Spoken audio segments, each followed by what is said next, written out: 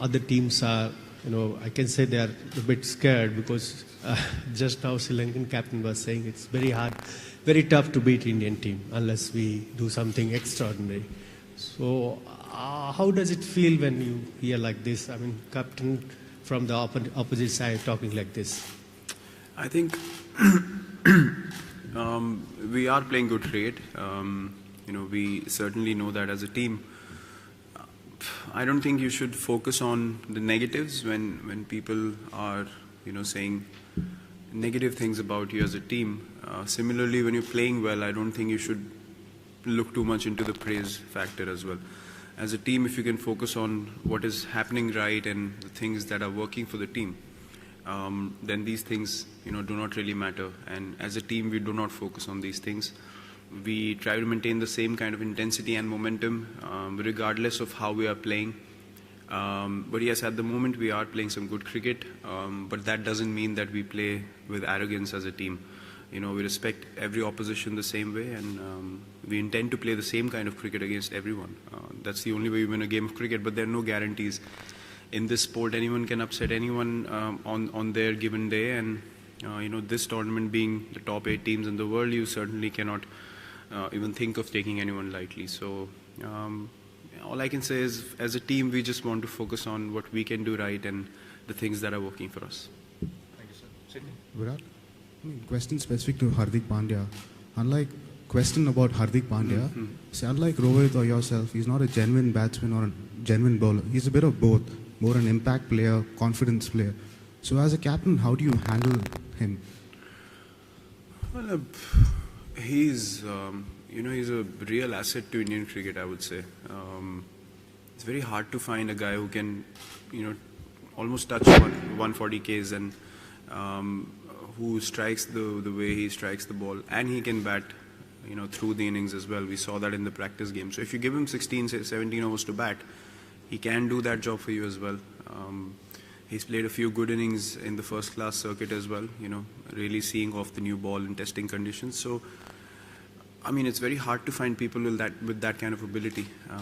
And once you have a player like that, you need to make sure that, he's always committed, always motivated to give his 100% for the team. And that comes naturally to Hardik, so you don't need to motivate him any further.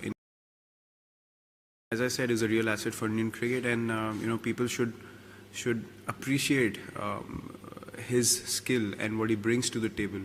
A lot of people focus on a lot of other things with Hardik, which I don't think should be anyone else's problem. He has his own journey and he's finding his own way. And if he gets the kind of support that a player like him should get, I think he can go down as one of the most accomplished Indian cricketers in times to come, because he's a fit guy. He's superb in the field, superb with the ball, brilliant with the bat. So, as I said, very hard to find a guy like that, and the kind of balance he brings into the team is priceless, and that was on display the other day. Thank you, sir. Virat, a couple of points. Did you like any of us? We were doing a bit of bowling over there. Did you like us? I didn't see long enough. We were hoping that you'd see a bit. Coming back to the Pakistan match, the win, was it a sort of emotional high? You play with a lot of passion in the middle, but when you are off the field, of course, you seem very, very calm. Was that emotional high for you and the team? And is it a little flat after that? Not at all. We are just, excited to be here in this tournament and be playing against the top teams in the world. Starting off with Pakistan, as I said, the environment around the game is very, exciting. As cricketers, we treat the game the same way, and we know wherever we play, there are going to be big crowds. Indian fans really like to travel and support the team, and we see that everywhere in the world. So the environment is not going to change much, especially if the team starts winning. Then the buzz obviously gets bigger and bigger. So I don't see the environment getting flat after the first game. I think there's only more excitement among the fans because they expect the team to play well, and when you start like that, they get even more involved. They make even bigger plans. More people come in, more friends fly in. So those sort of things happen. So I think as cricketers playing for India, anywhere in the world, you get a good environment to play in, and one should cherish that and seize the opportunity. but it's very important how you play as a team as well. If you play exciting cricket, then obviously people come in and create that environment for you. So as I've said before, it's a give and take. I don't see the environment changing too much. Thank you, sir. Virat, after the last match, you said we need to improve your fielding. What exactly did you do, and how do you rate Sri Lanka as a side overall? As I said, it's top 8 teams in the world. Sri Lanka, in ICC tournaments, they've done really well. If you see their record over the years, they've always been a side that, is always either reached semis or close to, reaching the semis, and they've reached finals as well. So they have got talented players in their team, no doubt about that. They're a young team as well. They're going through a transition phase, but they have the sort of players that can, deliver match-winning performances on their day. Apart from that, the fielding aspect, yes, I felt that, maybe starting the tournament and having done so well with the bat, I think the guys wanted to bring in that extra energy, and sometimes, just starting off the tournament, creating momentum as a team, you can misfield a few and you can get overexcited. There can be lapses as well, especially when the team is 7 or 8 down and you know that the game's going to get done soon. The complacency can come in. I'm not sure if it did, but that could be another factor. But we've addressed those things and asked the guys to be ruthless and finish games off, because the teams that bat deep, they can get a 60-70 run partnership even in the end if there's a lapse in the field. So in a tournament like this, I think you need to plug those holes, and as I said, we've identified that. We're going to work hard as a team today in the fielding drills and improve that aspect going forward. Thank you, sir. Last fight. Virat, a question regarding Ashwin. Like, a champion performer, had a great test season, and after that it's purely combination, and Jadeja has done really well and he fits in the combination. As a player, all champion performers have their egos. So how does the captain come in, and what do you tell someone who has been probably the #1 spinner in the world for the past 12 months? So what do you tell him when you leave him out? Well, Ashwin is, a high-class bowler, everyone knows that. And he's very professional as well. He understood the dynamic of the side that we picked in the last game, and he was absolutely fine with it. He just, he told me, I support you, whatever you want to do, and that's always been our equation. We've had no we do have disagreements on bowling plans and all those sort of things, because he's a very smart guy and he has his own plans in place. All those things happen, but in this case where team selection and all these things come into play, he's very professional. He understands what the team demands, and that's a very, very nice thing and a beautiful thing about him, that he always puts the team first. And he was the first guy who said, I have no problems with the kind of combination that you're going in with. Thank you, sir. Last four. Virat, when you're batting through the middle, sort of 25, 30 overs like it was against Pakistan, who decides when to take on the bowlers if you're having a long partnership? How do you go about deciding it, you or Rohit, or whoever's batting in the middle? It really depends on who's striking the ball better at that particular phase of the innings. You get to know that as a batsman, who's in a better mindset to take on the bowlers at the moment, who is more clear in their head in terms of getting the boundaries where they want to.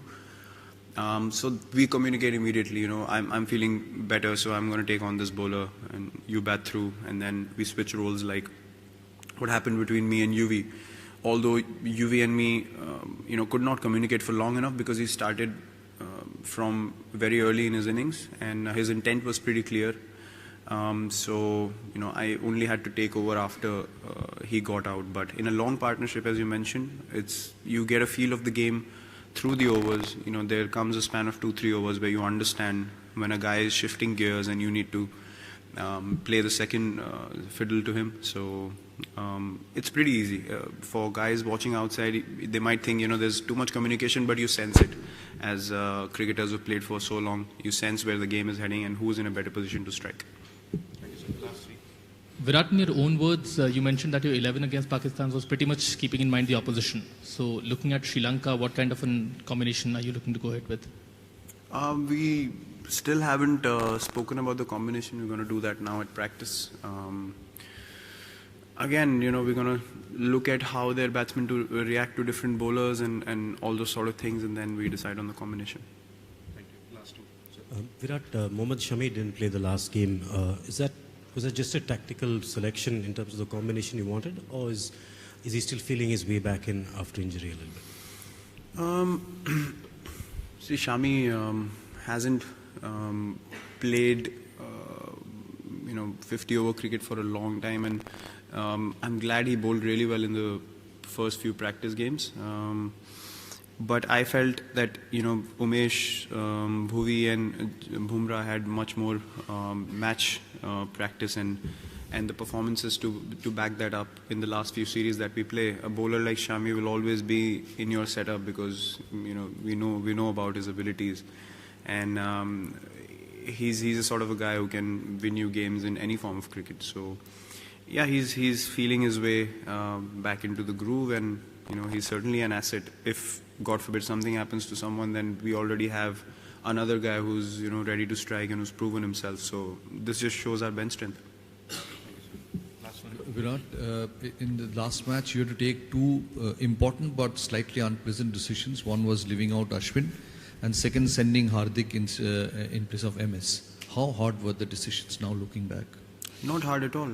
As I said, it's very hard for people watching outside, but the kind of understanding we have within the team, it's difficult to explain. We have a lot of respect among the players and trust among the players, and there's no issues whatsoever. I mean, I'm not saying this because I want to make it sound good, but if you guys ever end up experiencing the changing room environment, you will understand what I'm saying. That there's absolutely total transparency, and everyone respects and understands what we decide to do as a team. So I think that's a beautiful thing to have, and all the guys, as I said, trust each other and believe in each other.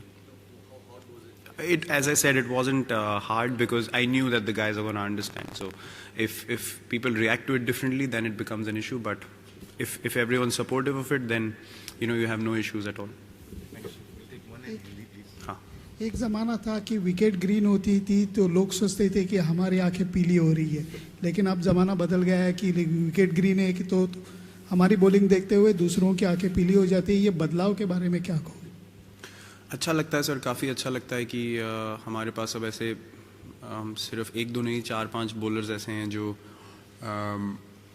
कभी भी game को बदल सकते हैं अपनी skill से, और इस चीज़ से बैट्समैन को बहुत कॉन्फिडेंस मिलता है क्योंकि आपको पता है कि आपके बॉलर्स अच्छी बॉलिंग करके देंगे, और एज बैट्समैन आपने अगर अच्छी बैटिंग कर दी तो मैच आपकी तरफ ज़रूर आएगा. स्पेशली मैं बोलूँगा टेस्ट क्रिकेट में, वनडे क्रिकेट और T20 में बैटिंग से आप आउटराइटली मैच जिता सकते हैं, but I think test cricket में वो बहुत बड़ा डिफरेंस होगा क्योंकि जहाँ आपके बॉलर्स ने एक दिन में अच्छी बॉलिंग कर दी, फिर एज अ बैटिंग यूनिट आपके पास और टाइम मिल जाता है मैच को कैपिटलाइज करने का, और फिर आप उन पर ट्रस्ट करते हैं कि उस सेकंड इनिंग में भी डिलीवर करेंगे क्योंकि उनके फिटनेस लेवल्स ऊपर जा चुके हैं.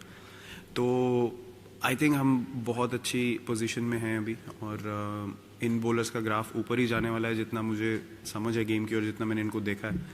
तो I wish them all the best, और होपफुली वो मैच विनिंग परफॉर्मेंसेस देते रहेंगे इंडिया के लिए. लेकिन बहुत अच्छा लगता है जब हम दूसरे बैट्समैन हमारे बॉलर्स के अगेंस्ट भी थोड़ा इंटिमिडेटेड फील करते हैं, तो काफ़ी अच्छी फीलिंग आती है. Thank you.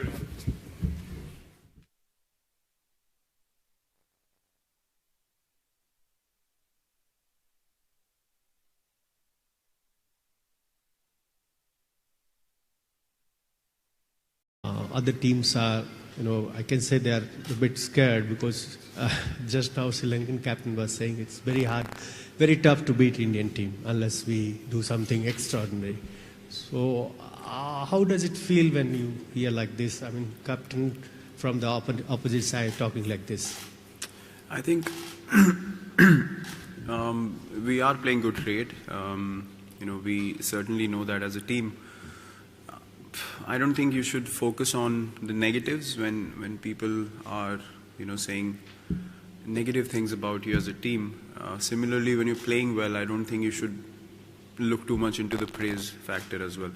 As a team, if you can focus on what is happening right and the things that are working for the team, then these things, do not really matter. And as a team, we do not focus on these things.